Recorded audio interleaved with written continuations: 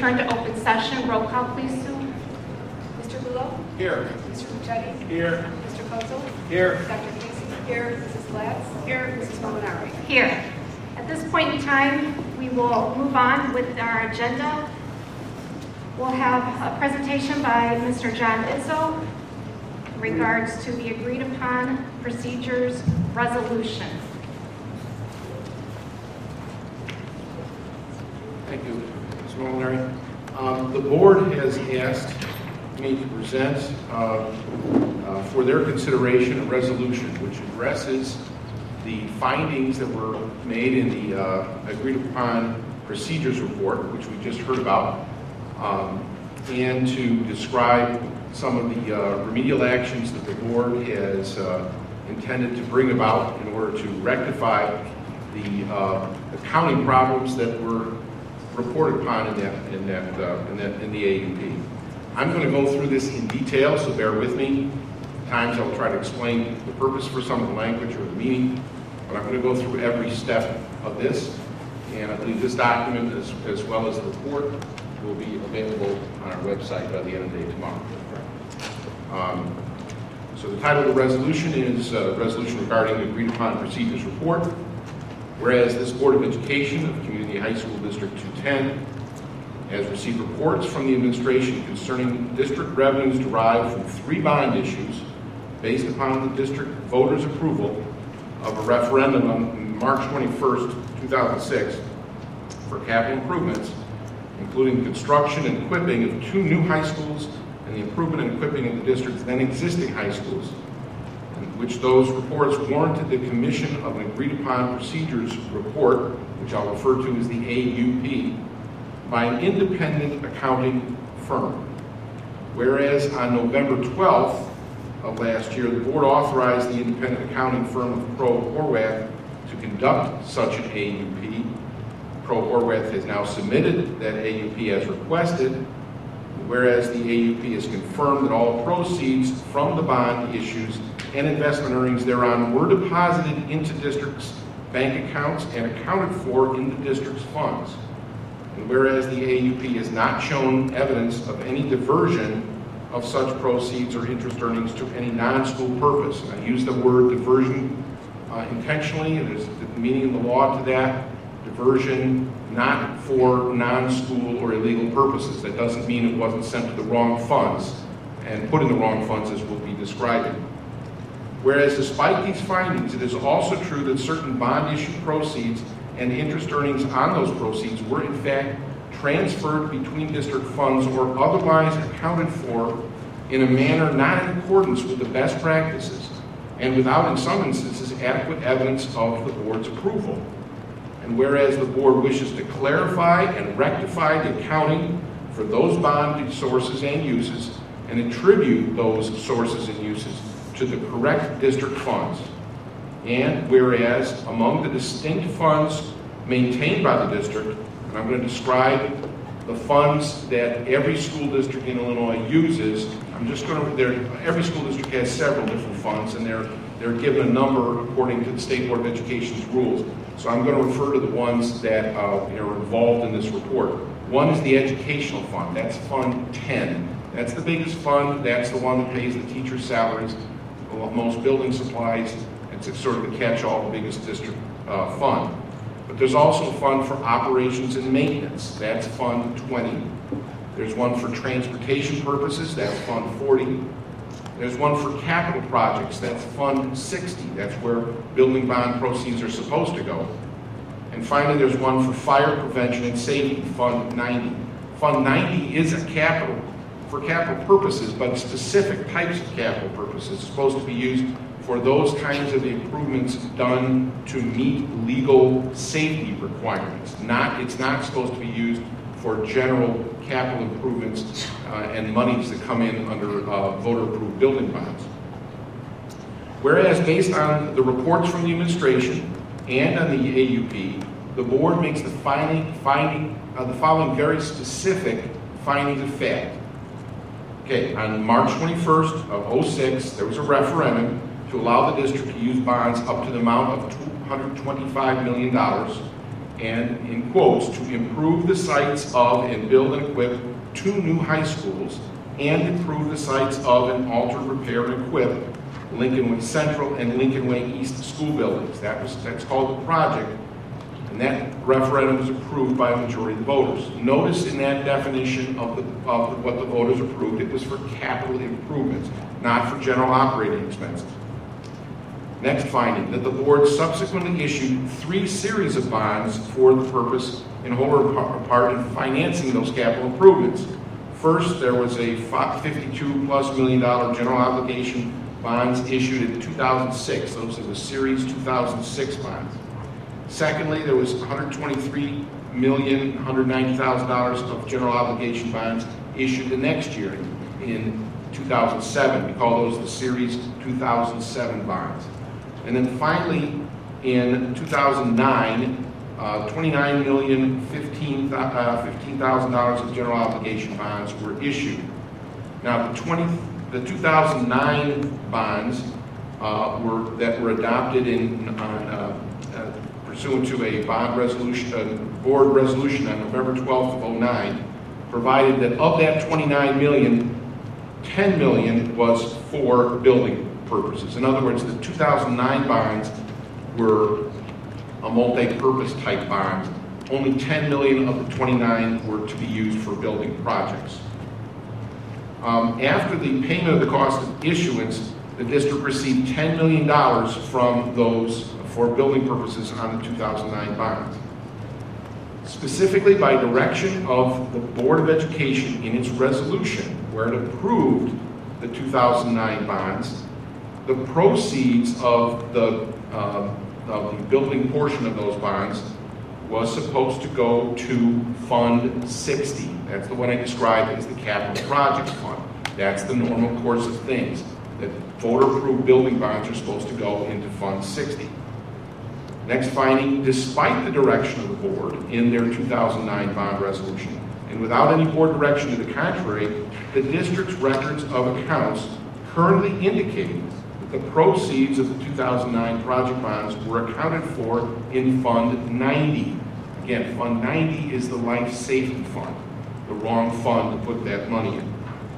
Number 7, that furthermore, despite the absence of any direction of this board, the district's records of accounts currently indicate that amounts including $1,197,087 from the interest earnings from certain of the bond proceeds were transferred to Fund 60 to Fund 90 during the 10-11 fiscal year. What happened was, at the time they put all of the $10 million from the 09 bonds into life safety, they also took another $1.2 million that was still in the Fund 60, the Capital Projects Fund, and also put that. They closed out the Fund 60, where all these building bond proceeds were supposed to be, and put it into Fund 90.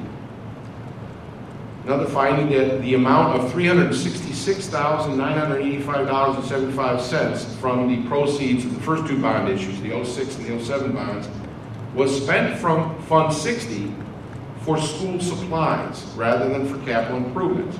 Now, school supplies, arguably if you're building a new building, could that be called equipping? Normally not. Well, building supplies are normally not considered capital expenditures, and that was something that $366,000 of school supplies are listed in Crow-Horwath's report as building supplies that were paid for out of Fund 60, and those were not capital expenditures as they should have been. Finding number 9, the sum of the proceeds of the 09 project bonds, which the district's records of accounts currently indicate were accounted for in Fund 90 without board direction or authority, was $10 million. Again, $10 million from the 09 bonds was supposed to be put into Fund 60, was actually put into Fund 90. Then Crow-Horwath, in preparing the AUP, examined the expenditures of both the internally, and I'm calling here the money that was put into Fund 90 instead of Fund 60 as the internally misdirected 09 bond proceeds, because that's what happened. They were misdirected bond proceeds went from Fund 60 to Fund 90. Crow-Horwath examined those as well as that interest transfer that from when they closed out Fund 60 into Fund 90. And they looked at those and what the money was spent for in the same way as they did with the 06 and 07 bond proceeds, which were still spent out of Fund 60 originally. So they used the same analysis when they were looking at those expenditures. Finding number 11, that thereafter it was determined in the AUP that a significant portion of the internally misdirected 2009 proceeds and the FY11 interest transfer was used to fund expenditures other than capital improvements in accordance with the referendum. Remember I said the referendum was to, we asked for authority from the voters for capital improvements. We wanted to spend that money on capital improvements, and there was a certain amount of money that was spent for non-capital improvements. Specifically, during the period beginning in March 2010 and extending to October 2012, at the time period, on March 2010 to October 2012, $4,340,713.74 was used to fund non-capital expenditures originally presented to the board as Fund 20, salary, purchase supplies, and supply expenditures. In other words, those were operations and maintenance expenses presented to the board, approved by the board, but were actually ended up being characterized as, instead of Fund 20, as Fund 60. Further, $306,649.77 was used to fund non-capital expenditures originally presented to the board as Fund 40 expenditures. Again, Fund 40 is the transportation fund. How did this happen? The superintendent at the time, without the board's knowledge or approval, directed the bookkeeping department to record fund journal entries reclassifying the original expenditures as capital expenditures. And those two amounts, from the operations and maintenance fund and the transportation fund, totaled $4,647,363.51. Finding number 12, that unspent money from the internally misdirected 09 proceeds and the fiscal year 11 interest transfer, according to the records of accounts of the district, still remain in Fund 90 to the amount of $74,145.80. So in other words, even though it's in the life safety fund, that is really what's currently left over from the building bond proceeds, $74,000. Finding number 13, that during fiscal year 08-09, the administration caused to be transferred $8 million in interest earnings on the 06, that was the original bonds, the proceeds from the 06 bonds to Fund 20, that's the Operations and Maintenance Fund. And we refer to that as the fiscal year 09 interest transfers. And that transfer was accomplished without formal board approval, was not presented to the board, although the transfers were included in subsequent financial reports. Finding number 14, that despite the lack of formal board approval on the fiscal year 09 interest transfers, those interest earnings were not needed for capital projects at that time, that those interest earnings were not legally required to be used for capital projects, and that federal law might render the tax-exempt bonds, those building bonds were all issued as tax-exempt bonds. And the federal tax law now might render those tax-exempt bonds taxable should they now be transferred back to Fund 60 at this late date. Final finding here that the AUP found numerous instances during a period beginning April of 2007 extending to April 2013, during that 6-year period from April of 7 to April of 13, where bond proceeds and operating cash were used for temporary loans. All such loans were shown as repaid, generally within a very short period of time, and that's again all spelled out in the AUP. That those loans, they should not have been made that way. They should have been used in the capital projects fund, but no replenishment has to be made at this time because they've all been repaid. So now, therefore, it be resolved by the Board of Education. These are the actions that the board would be taking if they approve this resolution. Number one, the board finds everything that I just said in the preambles to be true and correct and incorporates them as their findings. Number 2, the board accepts the independent auditing firm of Crow Horwath's AUP and the findings made in that AUP. Number 3, the board directs the administration to record prior period correcting journal entries to the beginning fund balances for the current fiscal year, the one ending June 30, 2016, as follows. 4 different things they're doing here. First, increase the beginning fund balance of Fund 60. That's the capital projects fund where the capital projects money should be spent from. Increase that fund balance and correspondingly decrease the fund balance in Fund 20. That's the O&M fund, in the amount of $4,340,713.74 to correct the reclassification of those expenditures as reported in the AUP. Second thing, increase the beginning fund balance of Fund 60 again. We're increasing Fund 60 and correspondingly decrease Fund 40. That's the transportation fund. Decrease that beginning fund balance into the amount of $306,649.77 to correct the reclassification of expenditures from that fund as shown in the AUP. Third thing, increase the beginning fund balance of Fund 60, capital projects, and correspondingly decrease the Fund 10, that's the educational fund, in the amount of $366,985.75 to correct the charging of educational fund supplies to the capital projects fund. That's the list you'll see in the AUP of the building of the supplies that those should have been charged to the education fund. So we're replenishing the capital projects fund to make up for that.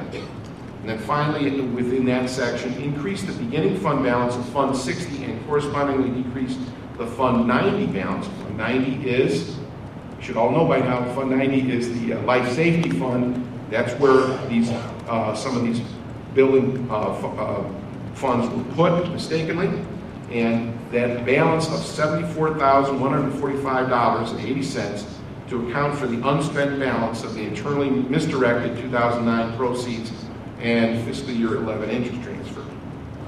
Section 4, the board recognizes that the fiscal year 09 interest transfers were effectively accomplished without proper board approval, but that the interest so transferred was properly used for operating purposes, because it wasn't the proceeds of the bonds, it was the interest earned, and therefore, and further, it cannot be returned to Fund 60 at this late date. Section 5, inasmuch as the AUP included the examination of the uses of both the fiscal year 11 interest transfer and the internally misdirected 09 proceeds, in Section 3, where I described all the things to replenish the Fund 60 for the non-capital purposes, the board determines that such action provides adequate, appropriate corrective action regarding this transfer and those uses.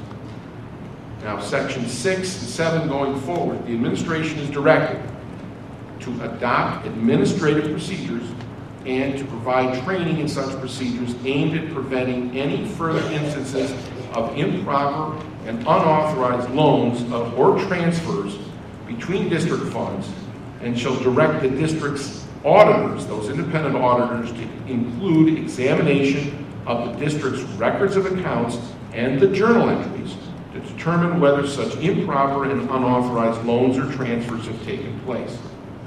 Section 7, the district's auditors are directed to include an internal controls audit as part of their next annual audit performed for the district to assist the district derive additional internal procedures and controls to prevent improper transfers that happen in the future. Section 8, all school district officials, employees, and agents must cooperate to accomplish the directives and purposes of this resolution. And Section 9, this resolution takes effect upon its adoption. That is the recommended resolution. May I have a motion to accept the resolution regarding the agreed upon procedures report? So moved. Second? Second. Any discussion? Questions? Given the balances in the accounts that we're transferring money from, how much of the additional capacity in the tax anticipation warrants are we going to have to use? Well, we will receive our final draw of $5 million in the next 48 hours, and so that will take up the sum of the remaining balance that we have on our tax anticipation warrants.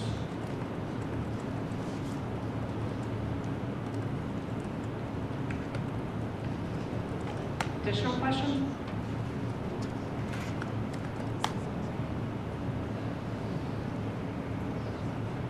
Roll call, please. Mr. Kozel? Aye. Dr. Casey?